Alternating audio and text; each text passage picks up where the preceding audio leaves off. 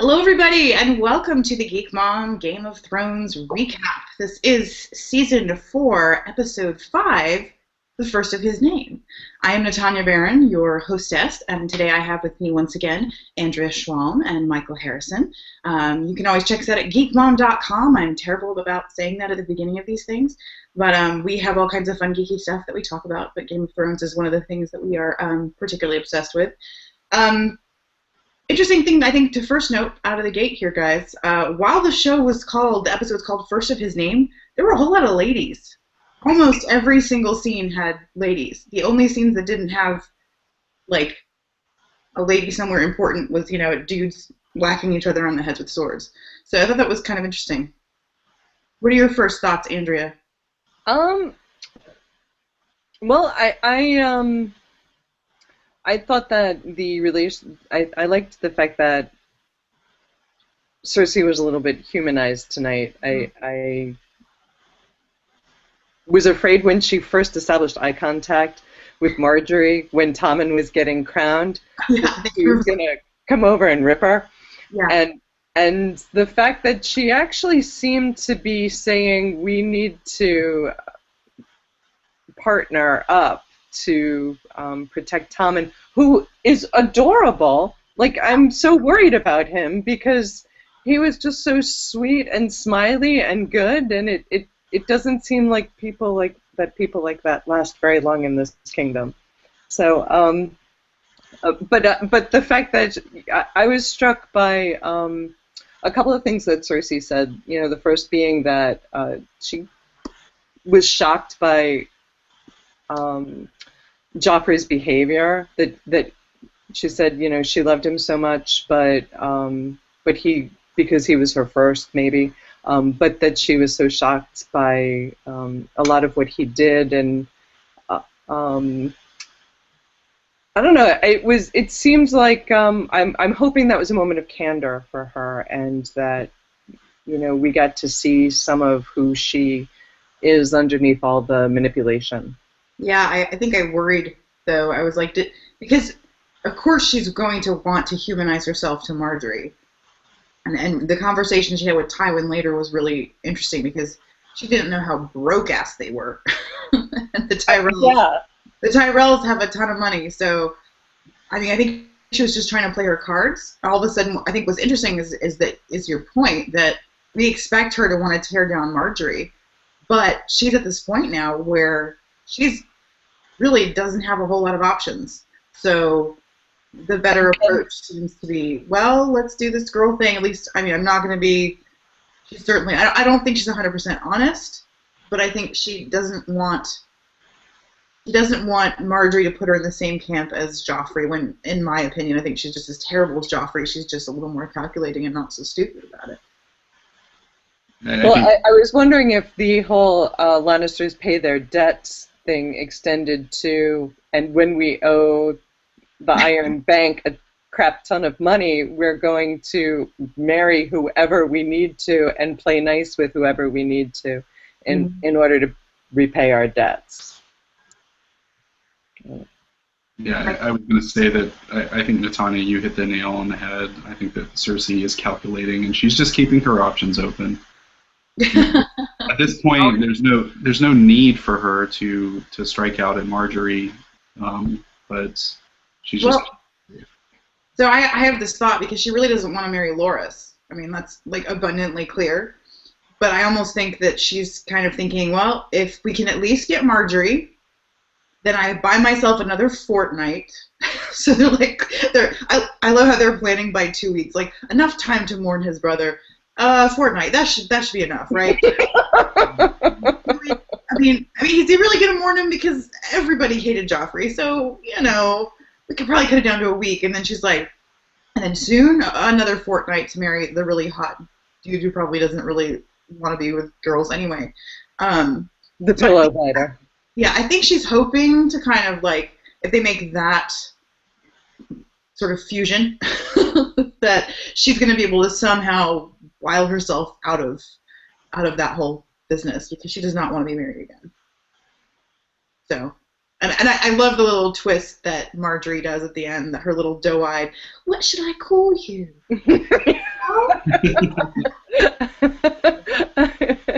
I was thinking, you're playing with fire. Stop that.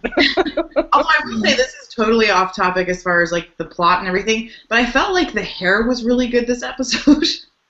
the Lena Headey's hair always seems so wrong to me, but I feel like they got her makeup and hair thing right so that she looked closer to a natural blonde. I don't know. That's totally off topic, but important to me apparently because I noticed it. Really, really good costuming. I was checking out little Robin's get up there. It's pretty stylish. Who's a bird and lives in the Eyrie, just in case we didn't make that connection. Wah wah. You know what? I didn't.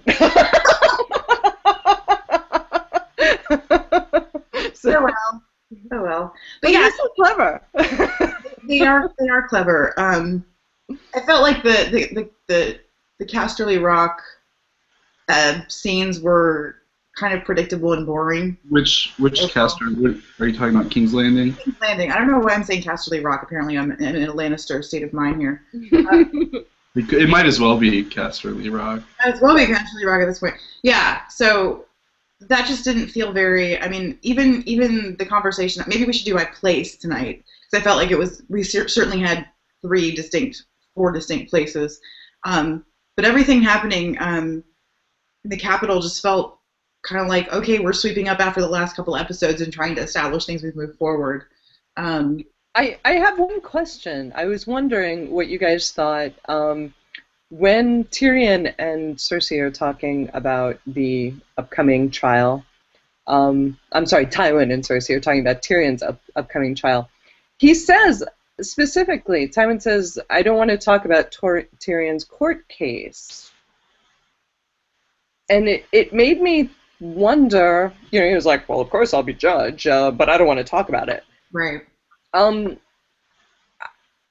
It made me wonder if he said that because he was just following legal protocol, or if he has no intention of finding Tyrion guilty. I don't know. I was just something about the way he said that made me think maybe he doesn't want to kill Tyrion. I don't know. Did that strike you in any way? I don't know. I think they have a super complex and bizarre relationship, like Tywin and his kids, and I think Cersei fears that she's the third on his favorite list just because she's a girl, and I think he was kind of playing to that fear because he certainly has cast Jaime out. Tyrion's in the jail, but he's not going to just do it because she clearly wants Tyrion dead. But I don't think the Lannister way is to do that.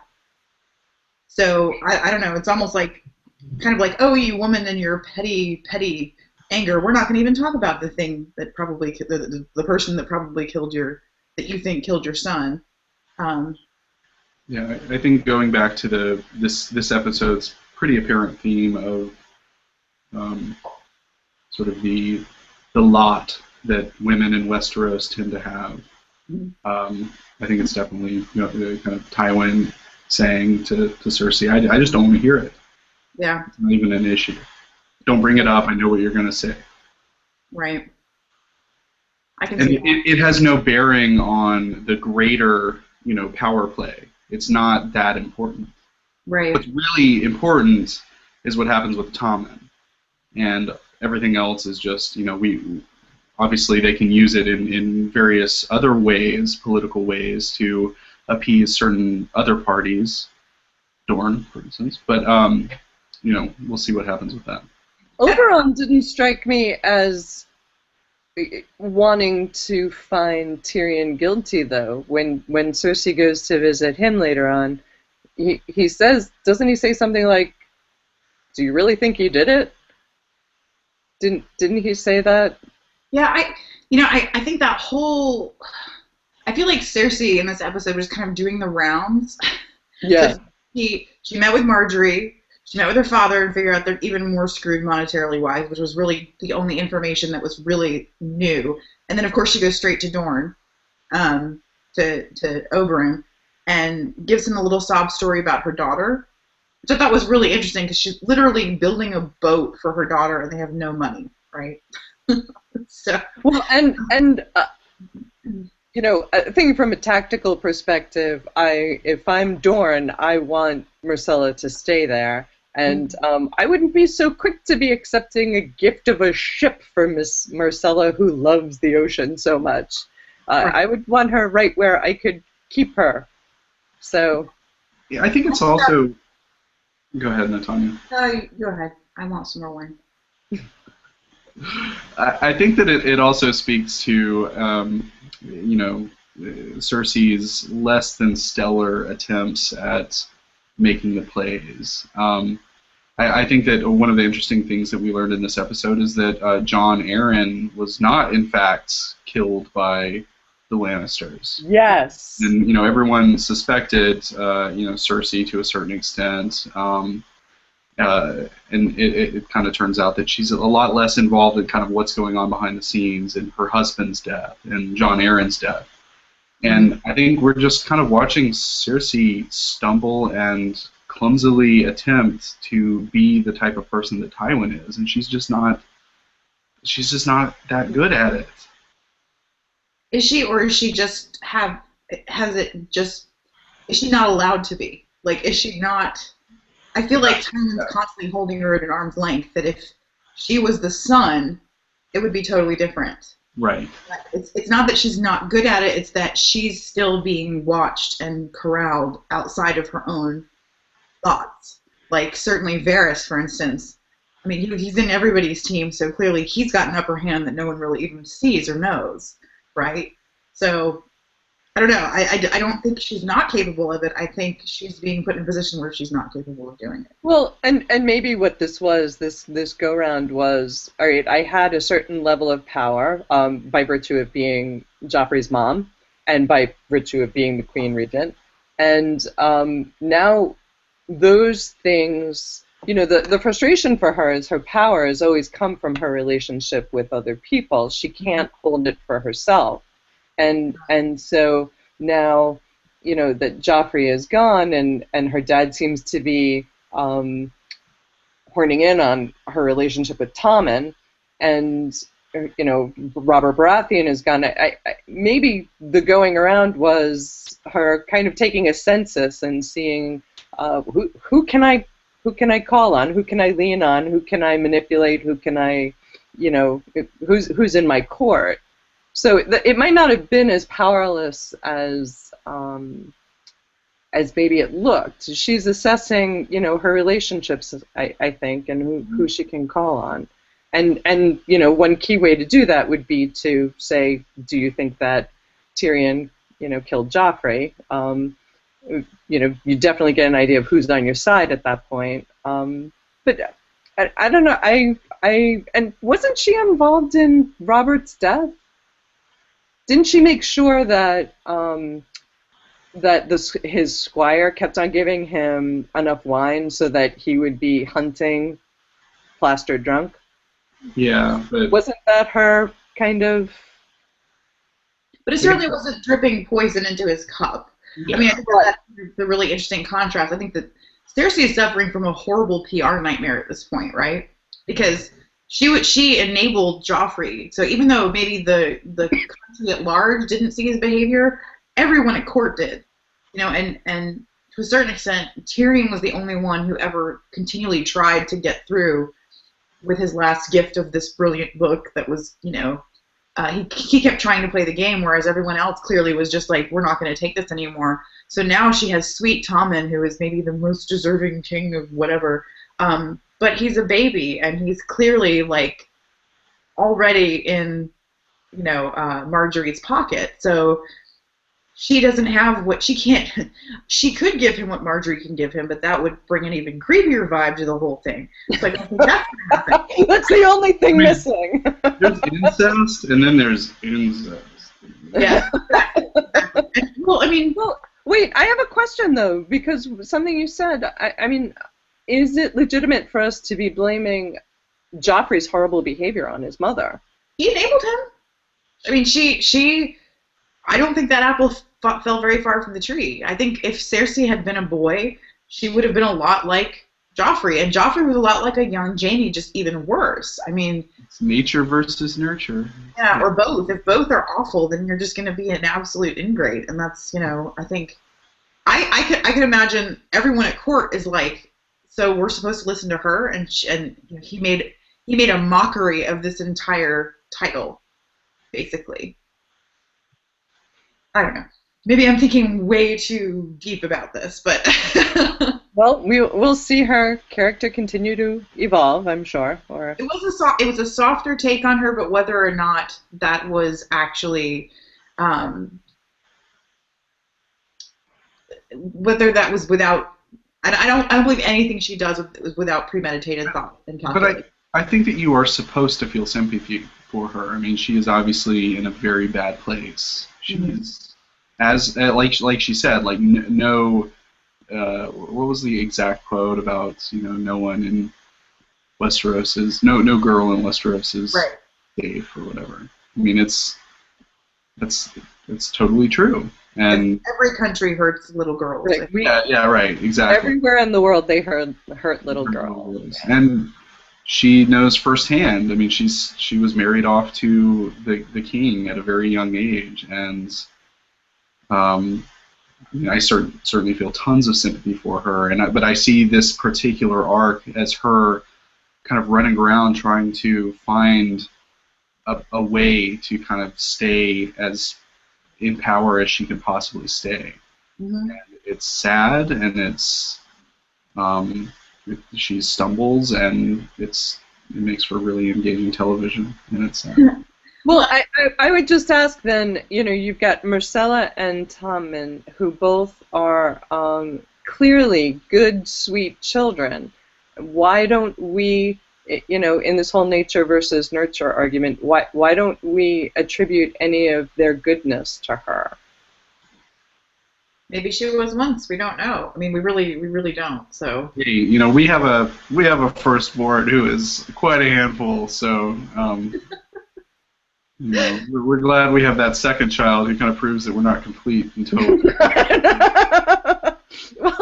I feel for her. He's no Joffrey, okay? This is blonde hair and the crossbow. I mean, we really shouldn't have given him the crossbow. Regardless, I think the important thing, and to sort of move the conversation along a little bit, I think we needed that contrast of Cersei to Lysa, because the Lysa is so creepy. Yeah, I mean, yeah, seriously.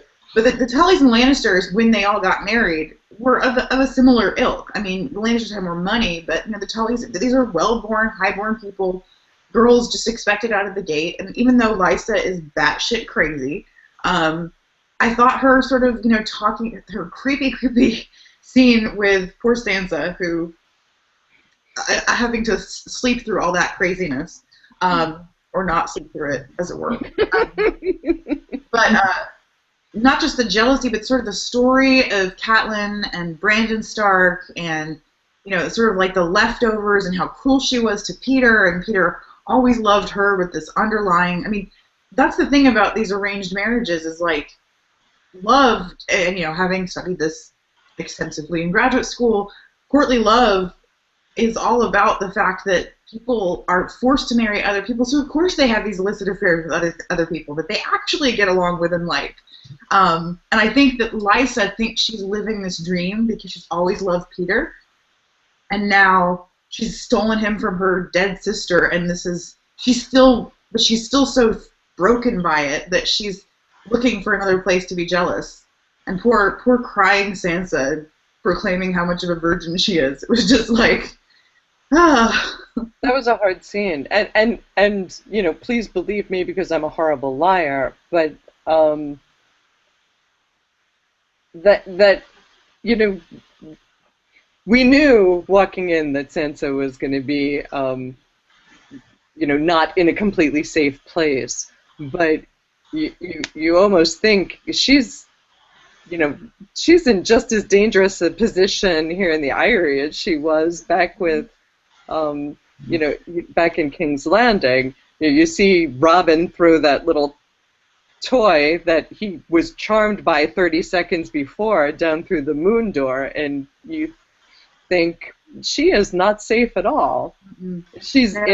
She's in this castle with a bunch of crazy people. Yeah, and then I mean, I really did feel this is obvious. It's the same thing in the books, relatively speaking, but the whole like, and then someday you're gonna marry your cousin Robin, and you'll be the lady of the Eyrie. It's just like how impending and horrible that seems. How much of a cage that feels like, which I'm sure is part of the whole like birds cages, blah blah blah. But it really does. It's hard to get to. It's hard to leave. It's hard to. Metaphor. What's that? But it's a metaphor. I know. We get a lot of those. At least it wasn't Spider-Man 2, okay? But you know, also. The idea of, on top of everything else for her, you know, not only am I in this castle with these people who I can't trust, but the only thing that's going to keep me alive is the fact that I may be the only, you know, person from the Stark family who's still alive. So I could deliver the North Kingdom. So, you know, on top of everything else, you're feeling devalued because nobody cares about who she is as a person. It's all about, you know, what she can bring symbolically. Not to mention the whole, like, yeah, well, and then there's the whole like mother-daughter thing going on. I mean, you have Myrcella and you have Cersei and you have, you know, Sansa's lost her mother, presumably everybody else, and Lysa should be this like, this is her mother's sister, this is her aunt, this should be someone who is, you know, rescuing her and supporting her and loving her, and immediately within 5 minutes is accusing her of sleeping with Peter. I mean, it's heart-wrenching, and I think that they're trying to really build Sansa's character with. I mean, there's no spoilers here, but I don't feel like he's doing as good of a job in the books, because I still roll my eyes every time I get to a Sansa chapter, or I have if she's still around, not spoiling things. But definitely feel like I maybe it's the actress, maybe it's just the scenes that they've chosen. Maybe it's not being inside of her head like you are in the novels. But you really feel that burden of her class, of her stature, of her the remnants of the Starks, and she's kind of the piss poor part of the Starks, right? You know, she's not the warrior, she's not the sprightly, you know, Arya. She's just Sansa. She's just what she was supposed to be, but she's not that awesome. Well, I think that we're going to see ultimately that she is awesome. I think that's her family's legacy, but it's not there yet. No, definitely not. Any other thoughts on the Eyrie before we move? It's still one of the coolest sets that they have in the entire show. Yeah. And the fact that they actually built like a working moon door, like if you go to that set and you like pull the little lever, it opens up, and it blows my mind that they went through all of that effort. It's awesome. Not that surprised. It's pretty rad. If you have an opportunity to have you seen the opening credits? They built a lot of stuff for that. So let's take a break from sort of the mainland. Let's talk about the brief couple of scenes with Daenerys, mother of dragons, obviously, a blossoming queen of sorts. And we talked about this last episode. What do you do when you conquer a place and you move on? And that certainly has come to a head rather quickly. What are your thoughts, Michael? I think that she's very quickly learning that, you know, that being the chain breaker is not enough. Mm-hmm. But I think one of the things that we were talking about during that particular scene was just how much cooler and how much more, how much more responsibility the on-screen Dany takes compared to the book Dany. Yeah. She's so much more, she seems a lot less kind of focused on these dudes that are around her, that her like entourage. of men. She seems so much more like focused on the fact that she's the reason why all of this is happening. Mm-hmm. And I think that's really, especially given the theme of this particular episode, that's really powerful. It's good to see that. Yeah, and I don't remember that scene explicitly, but then I don't remember a lot of things. But it felt like it was much more compact and important, and sort of like everything's coming to a head, and you just left Astapor and you just left Yunkai, and how did you expect that they were just gonna, but at the same time they're delivering all this news of like, Joffrey's dead and you can get onto these ships and we might be able to have something, and she's like, no, it's not. For her to say no compared to what the other people of power have done shows a real level of maturity, and I thought sort of character growth, kind of like you're saying, Michael. Like I also think that she associates with, like, she emotionally responds to the slaves because she felt helpless and enslaved by her brother. So she's always had like a soft spot for the slaves. It's not just that she's being a brilliant tactician in freeing them. I think that she does actually want to make their lives better. Mm-hmm. But I continue to question whether she is going about it the best way. She's going about it in an idealistic way, and it's been successful so far up until tonight. When she finds out, oh, the masters have been re-enslaved that you left behind, and the counselor that you left behind in Astapor got overthrown, and so this is kind of a teachable moment for her. She's realizing it's not just all about moving forward, but I absolutely thought that she, the decision to go back was a noble one. She does have nobility in her. In the book, and maybe I'm comparing it to the book so often, but I'm just like so much more happy with how it's going in the series. Yeah. But the fact that they consolidated what seemed like chapters upon chapters of her just debating whether or not, what is she going to do? Is she going to focus on her destiny? Is she going to take responsibility for the people that she's freed? And in this, it was like one conversation. Yeah. And she was like, should I go back? No, I'm not going to go, I'm not going to, go over the sea. I'm going to take care of this thing that is effectively my responsibility. Mm-hmm. And that's great. I do not have to see her hem and haw over. It's too much. Well, and I don't think, I think comparatively, very few people take any responsibility for their actions of power. And you have that rippled effect when you're talking about the poisoning of Jon Arryn and how, or is it Jon Arryn? No, I think, right? Yeah. How that impacted Ned's entire journey and eventually lost him his head, and people make all kinds of things. But talk about someone who doesn't deal with consequences. About Peter Baelish, right? Just is apparently orchestrating all of this. How? Right. So I just think it was really interesting. I think that they're playing with a lot of things that in the books, because you got that first person, you don't have that exterior view, that kind of ability to see the whole 360 view, and I love that. I think it translates just fantastically in the show. So, okay, I think we've covered that. We don't have too much time before we start getting boring.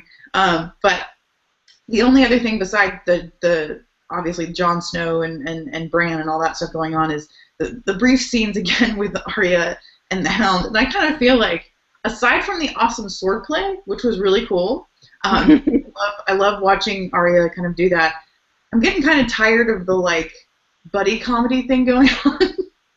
Well, but it wasn't quite as buddy this time around. But it still felt, it was expected when she said his name at the end of the list. You're crazy. It's the best part of the show. It really is. I could watch an entire series based on that. Are you serious? I'm dead serious. The Hound and Arya. I love it. I think they really need to make some movement here, because I just feel like they've been doing the same thing all season long. Where are they headed right now? They're to the Eyrie, right? Yeah. For money. Right, because her aunt is so, so loving, and I think that there is not a lot happening. Yeah. But it's still really interesting to me to watch the interaction between those two. I think they do a really good job. I'm not disputing their chemistry as actors, and I think it's clever and cute. I just kind of feel like the joke has gone on a little too long, and I think they had to be like, okay, she actually wants to kill him, and we're like, oh, okay. But you also have to understand, like, they have advanced the plot so quickly, and that's the thing that blows my mind, is that we're already getting into stuff that's like in the most recent book, and yet Arya isn't even close to where she could potentially be.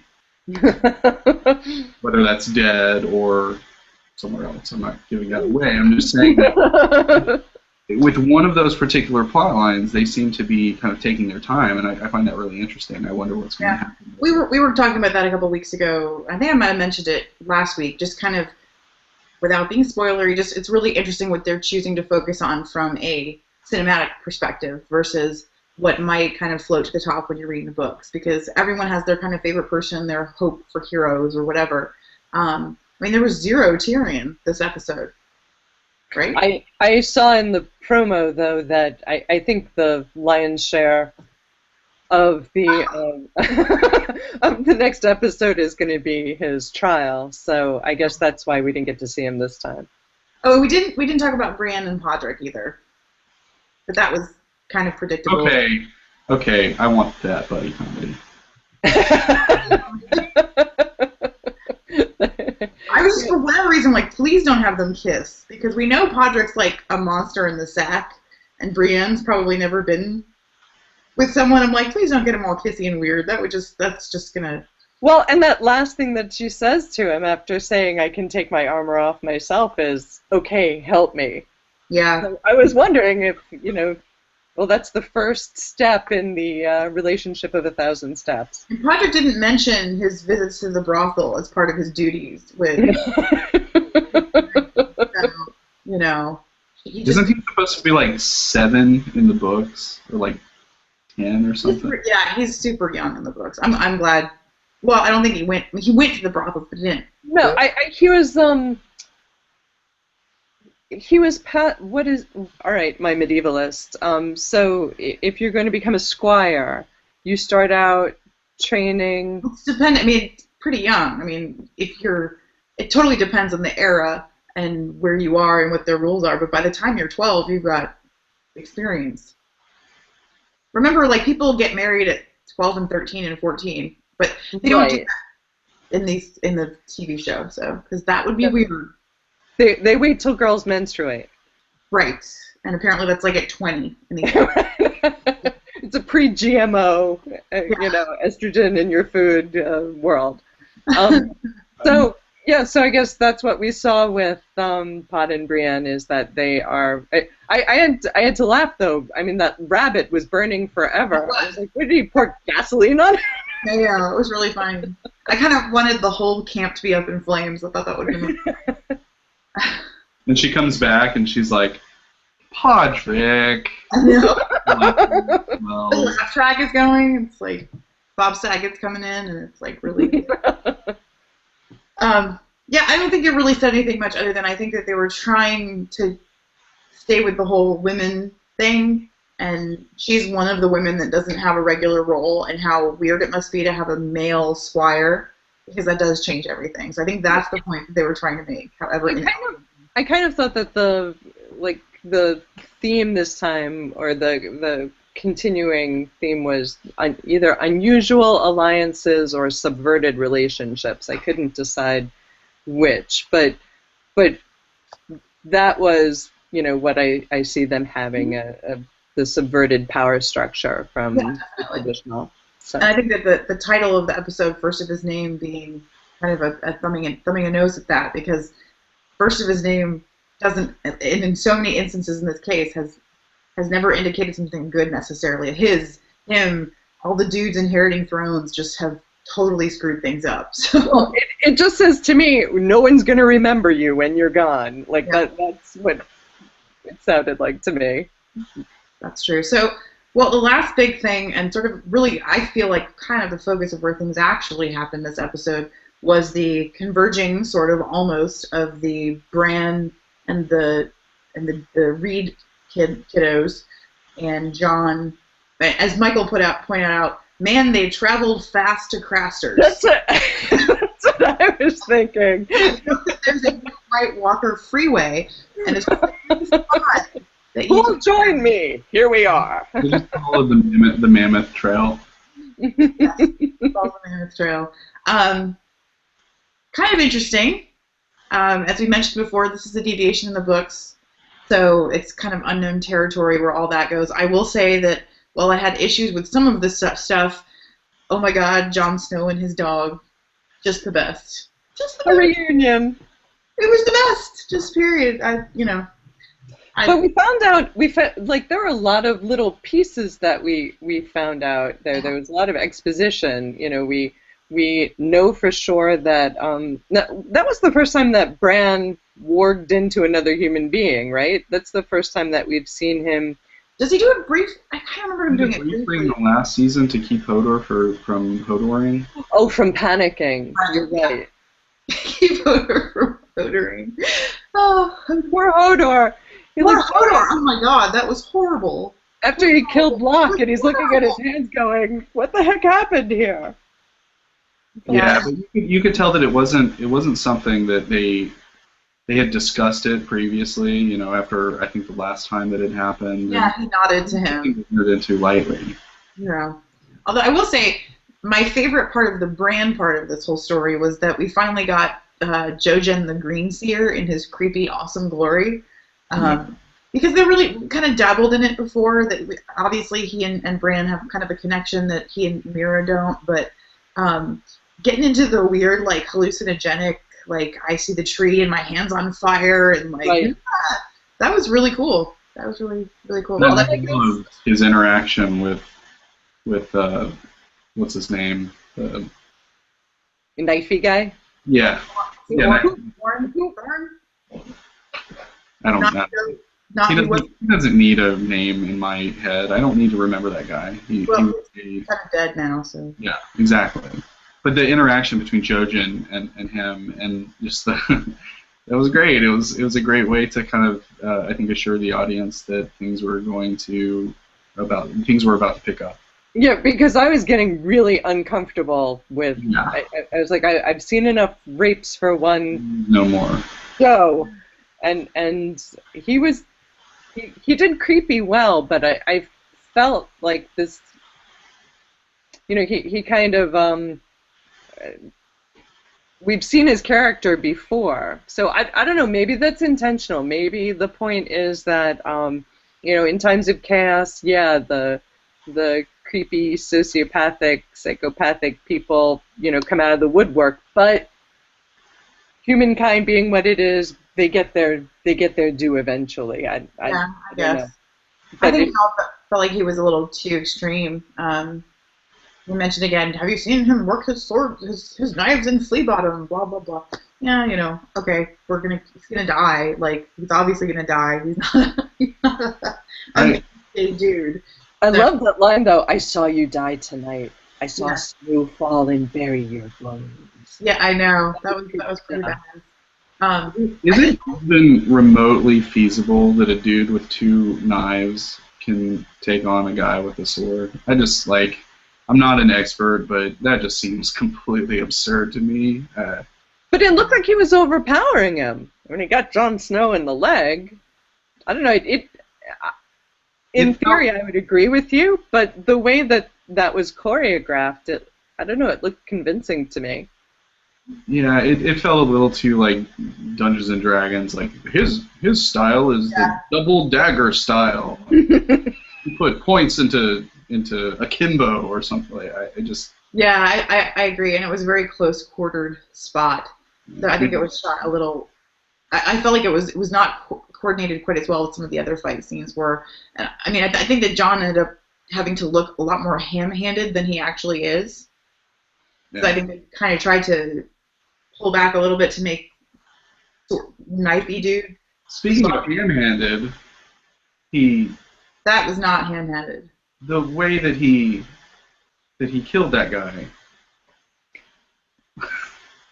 I could just hear Andrea screaming from. Yes, Well, and first of all, I was like, when he gets the knife in the back from one of the women, I was like, where did that come from? Who was that? Because it took a second for you to see who did it, and then she just kind of sits down. Yeah. Get up! and then, yeah, the knife, he got pithed right through the back of the head. That was... Which was an interesting counterpoint to Pod's story of killing the Kingsguard through the back of the skull. So I guess that's apparently like... Juxtaposition, again. Oh my goodness. It's the only I was like, Pod's story? Like, how Pod is really good in the brothels? What are you talking about? What are you talking about when you're talking about the spear? We have to be clear about this as we move forward. Yeah, I felt. Thankfully, they had the scene with the dog right afterwards, because while that was happening, I was just like, that was just way more than had to happen. You need to get feels after that.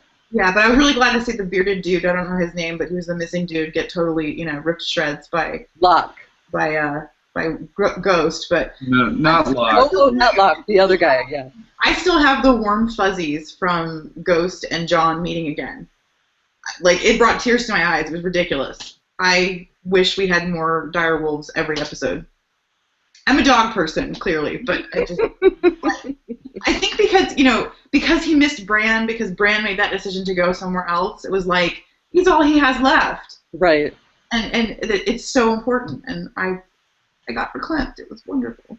So, do you honestly believe that if Bran kind of explained his position to Jon Snow, that Jon would, like, forcefully prevent him from going north?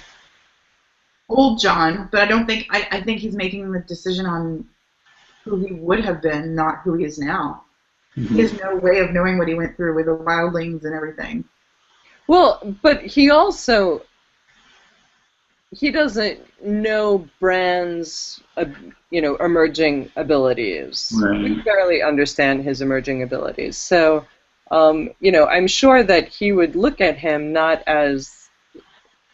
there's that one scene where Bran decides, all right, we're gonna go. Let's get Summer, and then we're out of here. And he's very regal when he says it. And for me, that was a real moment of, oh, this is someone who has agency, who can create an idea and has the ability, even though he is handicapped, he's got the ability to make something happen. It was like he kind of grew up suddenly, in my eyes.